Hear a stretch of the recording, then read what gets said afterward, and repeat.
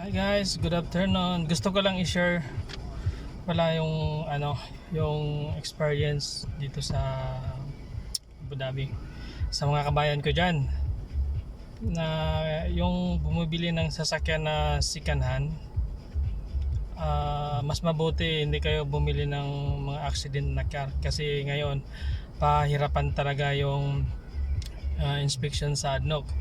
May tendency pa na ma-failed yung sasakyan nyo or ma-reject, so magiging useless na yung nyo, yung pera nyo, yung investment nyo. So mas maganda bago nyo bibilhin yung isang sasakyan, bago nyo bigay yung pera nyo, inspeksyon nyo muna sa ADNOC. Pag pasado sa ADNOC, okay yun, walang problema yan. Pero pag hindi, so wag na kayong take ng risk na bumili ng sasakyan kasi sobrang hassle talaga siya. At saka baka ma-cancel pa yung sasakyan nyo, hindi, sayang din yung pera nyo.